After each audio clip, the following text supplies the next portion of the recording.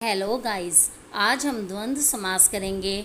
बेटा ये समास का आज लास्ट पार्ट करेंगे हम। इससे पहले बाकी के समास की मैंने वीडियो बनाकर डाल दी है, तो आप वो वीडियो अच्छे से देखें और फिर ये द्वंद्व समास भी देखेंगे तो आपको सारे समास अच्छे से समझ आ जाएंगे। ठीक है बेटा। और अगर आप मेरे चैनल पर नए हैं तो इसे सब्सक्राइब कीजिए और बेल बटन को दबाइए, जिससे कि आपको मेरी सारी वीडियोस मिलती रहें। आइए शुरू करते हैं। जिस समस्त पद में दोनों पद प्रधान हो वहाँ द्वंद्व समास होता है। इसमें दोनों पदों को मिलाकर समस्त पद बनाते समय इनके मध्य स्थित और, या, तथा, व आदि योजक लुप्त हो जाते हैं। ठीक है बेटा। मतलब कि इसके अंदर जो दो पद होते हैं दोनों प्रधान होते हैं। कोई भी ऐसा नहीं है कि इनमें से एक गौण हो, दोनों का बराबर का महत्व होता है। जैसे माता और पिता। अब इन दोनों पदों के दोनों पद माता पिता ये तो बराबर हो गए, दोनों प्रधान हैं। इनके बीच में ये जो और है ये योजक इसका समस्त पद बनाते समय लुप्त हो जाएगा। जैसे माता और पिता का क्या बनेगा? माता पिता।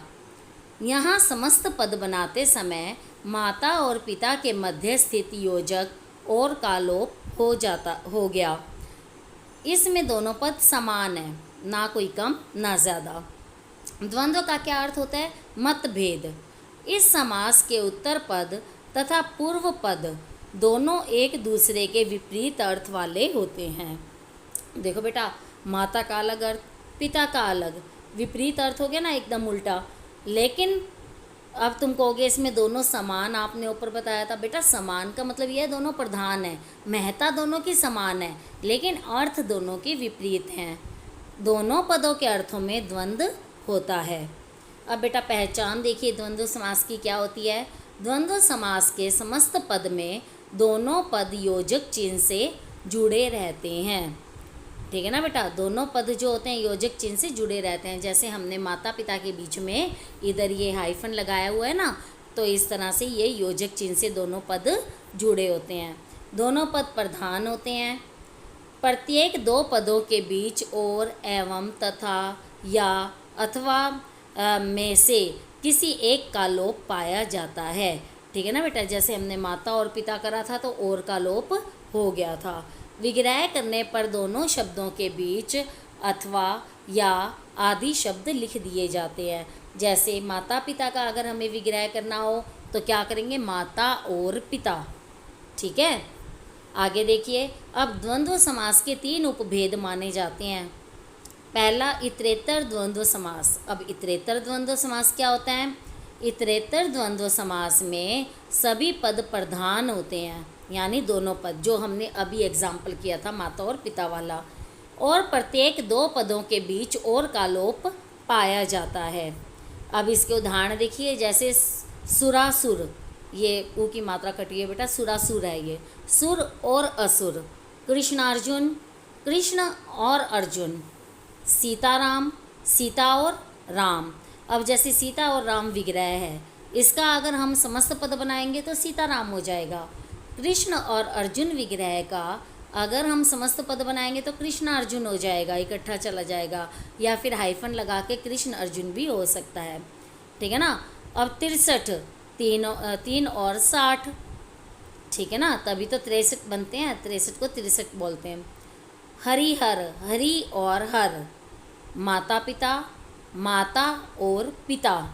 ठीक है ना बेटा। अब माता और पिता में से अगर हम इसका समस्त पद बनाएंगे माता और पिता का तो माता पिता हो जाएगा। लोटा डोरी, लोटा और डोरी। लवकुश, लव और कुश। तन मन, तन और मन। अब सेकंड है बेटा समाहार द्वंद्व समास। जिस समस्त पद में दोनों पद प्रधान हो, बेटा प्रधान तो ये सभी में ही होंगे दोनों, ठीक है, और दोनों पद बहुवचन में प्रयुक्त हों, दोनों ही बहुवचन में हों, उसे समाहार द्वंद्व समास कहते हैं। ठीक है। समाहार का मतलब ही समूह होता है, इसका मतलब ज़्यादा चीज़ें हों। इसके विग्रह के अंत में आदि शब्द का प्रयोग किया जाता है। जैसे दाल रोटी, दाल रोटी आदि। ठीक है। चाय पानी, चाय पानी आदि। ठीक है। फल फूल, अब तुम यूँ नहीं कि फल और फूल कर दिया, नहीं, फल फूल जब दो चीज़ों के नेम दे रखे हैं यानी आदि, फल फूल आदि। कपड़ा लत्ता आदि। साग पात आदि। हाथ पैर आदि। पेड़ पौधे आदि। धन दौलत आदि। ठीक है। आगे है हाथ पाँव आदि। आगा पीछा आदि। आगे है बेटा विकल्पक द्वंद्व समास यानी ऑप्शनल। जिस समस्त पद में दो विरोधी शब्दों का प्रयोग हो और प्रत्येक दो पदों के बीच या इनमें से किसी एक का लोप पाया जाए उसे विकल्प द्वंद्व समास कहते हैं। जैसे अगर हम बोलते हैं 2 4 मीन्स 2 या 4, ठीक है, इनमें से कोई एक ही हो सकता है, तो विकल्प। कर्तव्य अकर्तव्य, कर्तव्य या अकर्तव्य, ठीक है ना बेटा। दो विरोधी पद होते हैं इसमें। लाभ अलाभ, लाभ या अलाभ। सुरासुर, सुर या असुर, ठीक है बेटा। लेकिन बेटा ये जैसे सुरासुर आपका उसमें भी था, ये आपकी मर्ज़ी है, आपको इसके वो लिखने की ज़रूरत नहीं होती भेद। आप सिर्फ इतना बता सकते हैं कि ये द्वंद्व समास है। अगर आपका आ जाता है सुरासुर, चाहे फिर आप इसका सुर या असुर लिखें या सुर और असुर लिखें, आप दोनों में से कुछ भी लिख सकते हैं, ठीक है ना बेटा। शीतोष्ण, शीत या उष्ण। भला बुरा, भला या बुरा। धर्माधर्मा, धर्मा अधर्म होगा, धर्म या अधर्म। आजकल, आज या कल। ऊंच नीच, ऊंच या नीच। जीवन मरण, जीवन या मरण, ठीक है बेटा। आपके ये कंप्लीट होते हैं। ओके बेटा, बाय।